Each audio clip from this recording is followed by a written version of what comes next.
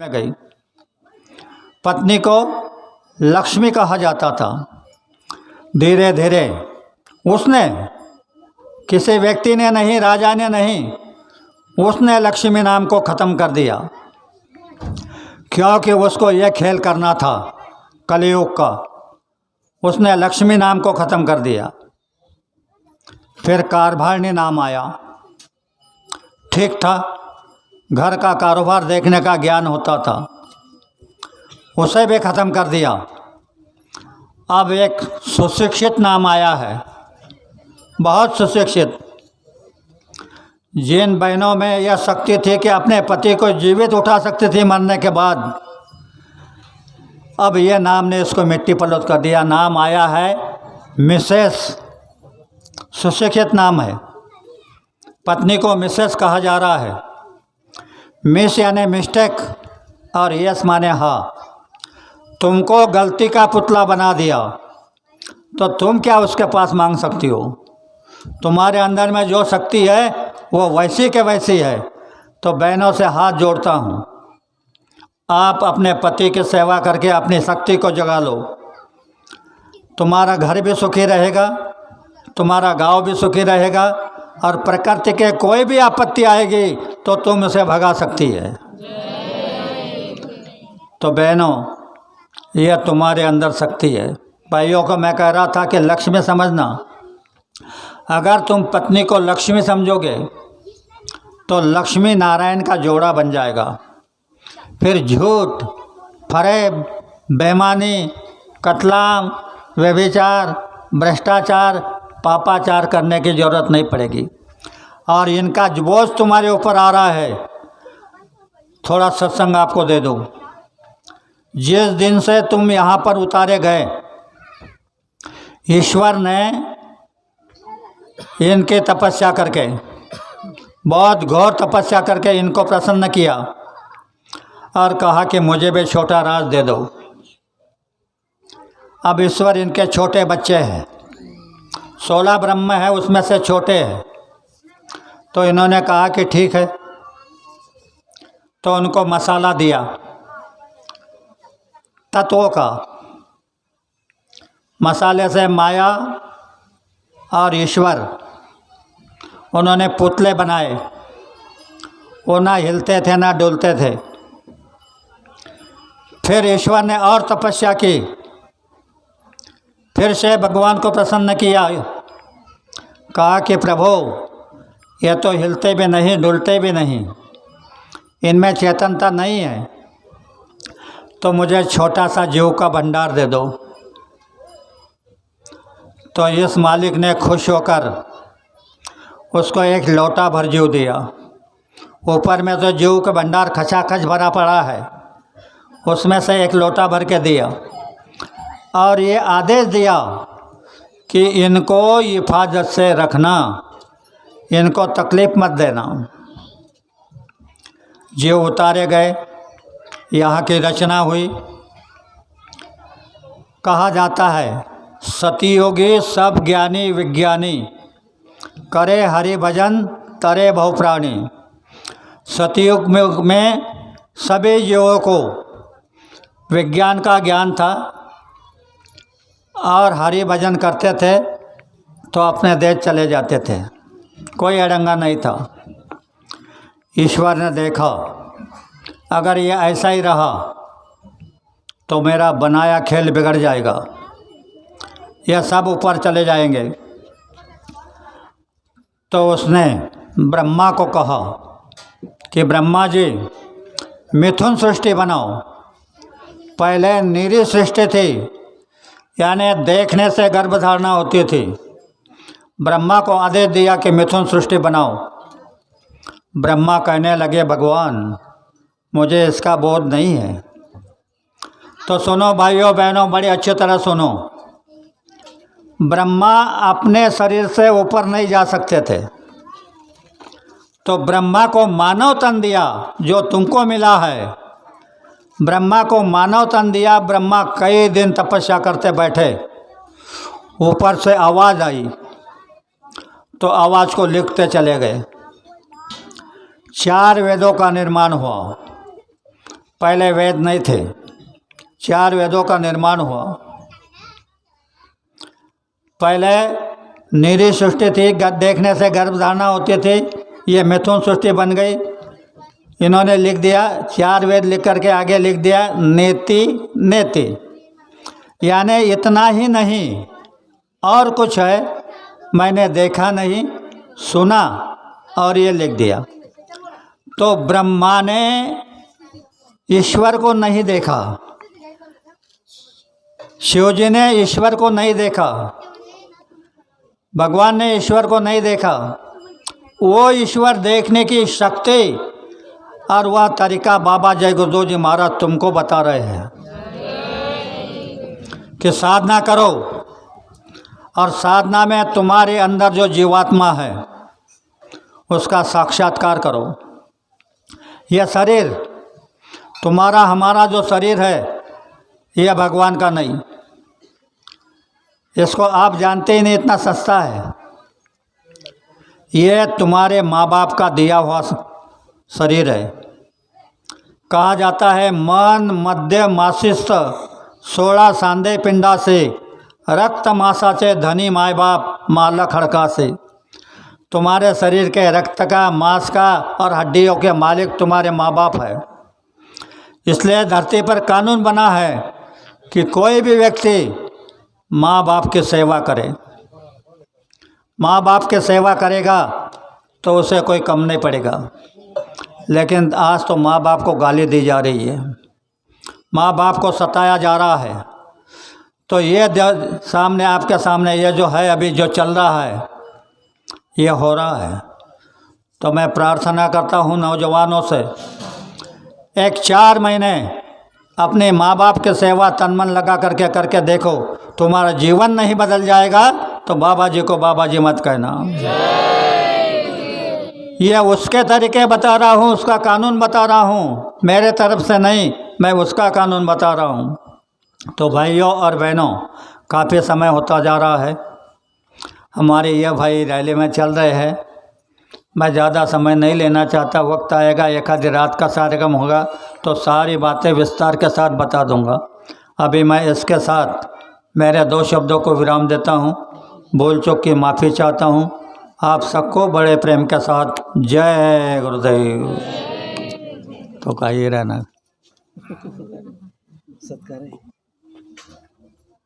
ब्रह्मचारी है, मैं 14 साल निराहार हूँ। यह बात अगर सत्य है तो एक ही बाण में इंद्रजित का सर धड़ से अलग हो जाए। बाण चला दिया, इंद्रजित का सर टूट गया, सर टूट गया। उसका भुजदंड सुलोचना के आंगन में जाकर के गिरा। दासी बाहर आई थी, दासी ने पहचान लिया, सुलोचना के पास गई, बोले महारानी, पति का भुजदंड आंगन में पड़ा है। सुलोचना विलाप करते करते बाहर आई, देखा तो उसके पति का भुजदंड था। कहने लगी अब मुझे कौन बताएगा कि ये क्या हुआ, मेरे पति का भुजदंड यहाँ कैसे आया, वो कैसे है, कौन बताएगा। तो विलाप करते करते कहने लगी, बोले पतिदेव, अगर मैं सती पतिव्रता हूँ, ध्यान से सुनो, पतिव्रता की बात बता रहा हूँ, अगर मैं सती पतिव्रता हूँ तो मुझे चिट्ठी लिख दो। कागज़ और कलम उस भुजदंड के पास रख दिया। निर्जीव भुजदंड पत्रिका लिखने लगा, प्राण प्रिय प्राण वल्लभे सुलोचने। मैं हवन कर रहा था, शत्रु ने संधि साध कर हवन का विध्वंस कर दिया और 14 वर्ष निराहार लक्ष्मण मुझसे अपटा नहीं, उसने तीर चलाया, मेरा सर उड़ा दिया। अभी मेरा सर राम के पास में है और ये भोज तुम्हारे समाचार को भेजी है। सुलोचना रावण के पास गई, कहने लगे मामा जी, मैं सती पतिव्रता हूँ, मैं सती जाना चाहती हूँ, मेरे पति का सर राम के चरणों में है, मैं मांगने जा रही हूँ। रावण ने अपनी बुद्धि से कहा, अगर राम ने तुमको उधर रख लिया तो सुलोचना कहने लगी, मामा जी, राम एक वचनी एक पत्नी मर्यादा पुरुषोत्तम है, वो ऐसे विपरीत कार्य कभी भी नहीं कर सकते हैं। तो कहा कि तूने हट्ट पकड़ा तो जाओ। वहाँ पर आई, राम से कहने लगी, प्रभु मैं सती पतिव्रता हूँ, मेरे पति का सर आपके पास में है, मुझे सती जाना है, इसलिए मेरे पति का सर मुझे दे दो। राम ने कहा, बेटा तुम्हारे पति का सर हमारे पास में है, यह किसने कहा? तो सुलोचना ने कहा कि मेरे पति का भुजदंड मेरे आंगन में आया और उस भुजदंड ने पत्रिका द्वारा मुझे यह समाचार दिया। राम कहने लगे, उनको दिखाना था। बोले, अगर भुजदंड ने पत्रिका लिख करके दिया तो हम सर मैदान में रखते हैं, तुम इसको हास्यवदन करके दिखा देना। यह हास्यवदन करके दिखा दोगे तो मैं दे दूँगा। सर बाहर लाया गया। सुलोचना विलाप करने लगी कि बोले, महाराज एक बार हास्यवदन कर दो। अनेक प्रकार से विलाप करने लगी, सर हंस नहीं रहा था। तो सुलोचना कहने लगी, तुम इस पर रूठ गए, मैं समझ गई। मैंने मेरे पिता को तुम्हारे मदद के लिए नहीं बुलाया। मेरे पिता को तुम्हारी मदद के लिए बुलाती तो तुम मुझ पर रूठ नहीं जाते, पर मेरी लाज बचा लो, एक बार हास्यवदन कर दो। इतना कहते ही सर हंस पड़ा। हनुमान कहने लगा, प्रभु सुलोचना के एक वचन से सर हंस पड़ा, इसका कारण क्या है? तो राम ने कहा, बोले हनुमान, सुलोचना कह रही है कि मेरे पिता को बुलाते, और सुलोचना के पिता ही लक्ष्मण शेषशाही, शेष की कन्या सुलोचना है और शेष का अवतार लक्ष्मण है, और लक्ष्मण ने उसको मारा, इसलिए सर हंस पड़ा है। लक्ष्मण विलाप करने लगा, मैंने मेरे बेटे को विधवा बना दिया। राम ने कहा, लक्ष्मण अगर तुम चाहते हो तो मैं इंद्रजित को उठाता हूँ। तब से विभीषण कहने लगे, प्रभु इसको उठाया तो बड़ा विनाश हो जाएगा। सब ने कहा इसको मत उठाओ, तो उठाया नहीं। तो बहनों, मैं आपको सुलोचना पतिव्रता के कितने उदाहरण बता सकता हूँ, इसका अंदाज नहीं। मेरे पास में बहुत उदाहरण है। तुमको एक ही अपील करता हूँ कि तुम पतिव्रता धर्म की पालना करो, पति की सेवा तन मन लगा करके करो, उनके आदेश का पालन करो, भूल कर भी उनसे झगड़ा मत करो। यह प्रकृति के चाहे जो प्रकोप हो जाएंगे, तुम अगर ऐसे पालना करोगे, 6 महीने तक पालना कर लोगे, प्रकृति के प्रकोप को रोक नहीं सकते, तो बाबा जी को बाबा जी मत कहना। इसी के साथ साथ मैं 2 शब्दों को विराम देता हूँ। हाँ, जय गुरुदेव। हमारे नारू भाई ने कहा है कि संकल्प दे दो, तो संकल्प की बात मैंने आपको बताई।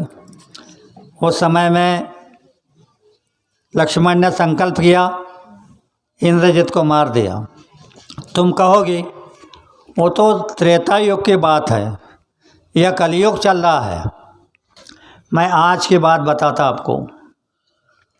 मैं 13 गाड़ी लेकर के चोपड़ा तहसील के लोग, जलगांव तहसील के लोग, अमलनेर के, धरनगांव के 13 गाड़ी लेकर के उत्तर प्रदेश और मध्य प्रदेश में गया था प्रचार करने। तो जबलपुर में एक सत्संगी रहते थे, सचिन जाट करके, और कॉलोनी हाई फाई कॉलोनी थी, कोई जय गुरुदेव नहीं बोलता था। तो उसका फ़ोन आया, अन्ना मुझे एक कार्यक्रम दे दो। मैंने कहा आज शाम को आ रहा हूँ। खुराई से जबलपुर जाना था, काफ़ी दूरी थी। रात के 8 बज गए। उसने कुर्सी वगैरह लगा करके, स्टेज लगा करके रखा था। मैंने अर्चना से कहा, बेटा 2 प्रार्थना सुना दो। और भंडारियों ने जल्दी खाना बनने के लिए 2 सिलेंडर लगा दिए। अर्चना की एक प्रार्थना समाप्त हुई, तब से एक सिलेंडर ने आग पकड़ ली। उसको बुझाने के लपेट झपेट में दूसरे ने भी आग पकड़ ली। दोनों को बुझाने लगे तो बगल में घोड़ा तेल का डब्बा पड़ा था 16 लीटर का, पिघल गया, तेल बाहर आ गया, वो भी जलने लगा। कॉलोनी के लोग भागने लगे, कहने लगे कि 2 सिलेंडर है, अगर फूट गए तो कॉलोनी बचेगी नहीं। हमारे प्रेमी जय गुरुदेव बोल कर के सिलेंडर के ओर जा रहे थे। जहाँ हमारा स्टेज था वहाँ पर आग की लपटें आ रही थी। मैंने देखा, बाहर आया, जब चिन्ह देखा तो हृदय फटने लगा कि अब क्या करें, ये तो भयानक है। तो मैंने भौतिक उपयोग किया मंत्र का, कहा कि कोरा करिया जल से भरिया, उसमें कौन नहाए, धरती वाले गोरख नहाए, जलती आग शीतल हो जाए, मेरी भक्ति गुरु की शक्ति, स्फुरो मंत्र ईश्वर हुआ, सत्य नाम आदर्श गुरु का। कोई लाभ नहीं हुआ, जरा भी आग कम नहीं हुई। तब मुझे याद आ गया कि लक्ष्मण ने संकल्प किया था, तो संकल्प काम करेगा। तो मैंने मिट्टी उठाई और कहा कि हे बाबा जय गुरुदेव जी महाराज, ये लोग आपके आदेश से धर्म प्रचार को निकले हैं, ये किसी से पैसा नहीं मांगते, अपने खर्चे से चल रहे हैं, इनको मान सम्मान की प्रतिष्ठा की ज़रूरत नहीं है। ये बात अगर सत्य है तो ये आग अभी बुझ जाए, जैसे बटन दबाते हैं और बल्ब बुझ जाता, ऐसे आग बुझ गई। तो ये होता है संकल्प, और वही संकल्प देने का मुझे आदेश हुआ है, नारायण भाई ने कहा है। तो पहले मैं बोलूँगा, बाद में आप बोलना। बोलो जय गुरुदेव। है गुरुवर, हम सबको सच बुद्धि दो, हम सबको सच बुद्धि दो, सच बोलने का ज्ञान दो, सच बोलने का ज्ञान दो, सत स्वरूप का अभ्यास दो, सत स्वरूप का अभ्यास दो, सत कर्तव्य करने की शक्ति दो, सत कर्तव्य करने की शक्ति दो। हे भगवान, हे भगवान, हमारे अंदर जो कुछ कमी नजर आती है, जो कुछ कमी नजर आती है, उसमें हमारा ध्यान लगाकर, उसमें हमारा ध्यान लगाकर उसे पूर्ण करने का साहस दो। उसे पूर्ण करने का साहस दो। हे विश्व धर्म को नियमन करने वाले परमात्मा, हे विश्व धर्म को नियमन करने वाले परमात्मा, हम तुझको स्मर के प्रतिज्ञा करते हैं, हम तुझको स्मरण के प्रतिज्ञा करते हैं, आज से हम मांसाहार नहीं करेंगे, हम मांसाहार नहीं करेंगे, नशीली चीज़ों का सेवन नहीं करेंगे, नशीली चीजों का सेवन नहीं करेंगे, अंत समय में तुझ में समरस हो जाऊं, तुझमें समर्थ हो जाऊं, यही हमारा उद्देश्य है, यही हमारा उद्देश्य है, यही हमारा ध्येय है। यही हमारा ध्येय है। इसे पूर्ण करने इसे पूर्ण करने हमें शक्ति दे, वरदान दे, हमें शक्ति दे, वरदान दे, शक्ति दे, वरदान दे। शक्ति दे, वरदान दे। जय गुरुदेव। प्रेमियों, जिन भाइयों ने और बहनों ने संकल्प लिया है, उनको संदेश है कि सवेरे 4 पैसे उठोगे तो 1 माला जय गुरुदेव नाम के करना। शाम को खेत के का काम, दफ्तर का काम, दुकान का काम कर करके जब आओगे तो बच्चों की, पत्नी की सेवा करके सोने जब जाओगे तो 1 माला जय गुरुदेव नाम के करना। हमको, हमारे पुराने प्रेमियों को गुरु महाराज ने सवेरे 8 माला, शाम को 8 माला का आदेश दिया है। इस धड़क योजना में आपको 24 घंटों में खाली 2 माला करना है। 2 माला कर करके तुमको जो मिले, ये 8 माला करने वालों को जो मिलेगा वही तुमको मिल जाएगा।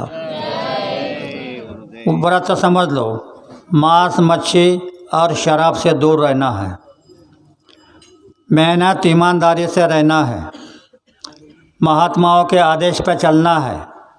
अगर आप ऐसे करोगे तो तुम्हारी जीवात्मा की जिम्मेदारी गुरु महाराज की हो जाएगी। अभी एक राष्ट्र वंदना होगी, उसके बाद आरती होगी। जय गुरुदेव.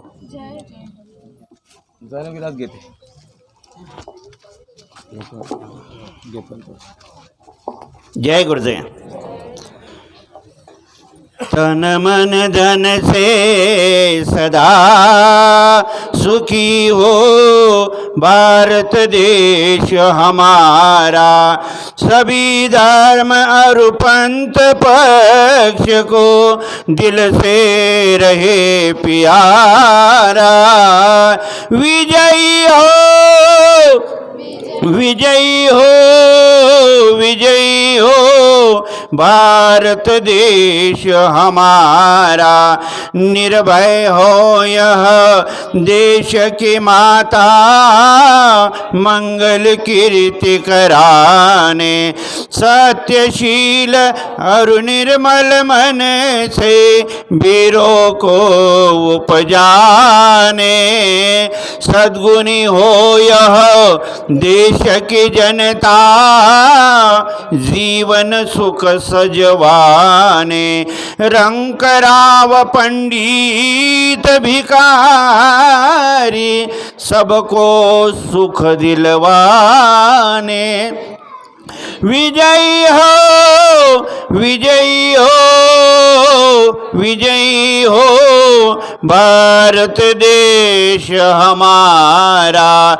स्पृश्य हटे यह सारा, देश कलंक मिटाने. सबके मन कर्तव्यशील हो, धन उद्योग बढ़ाने. सबका हो विश्वास प्रभु पर, अपनी शक्ति बढ़ाने. ब्रह्मचर्य अध्यात्म दैवी गुण घर घर में प्रगटाने. सारा भारत रहे सिपाही, शत्रु को दहशाने.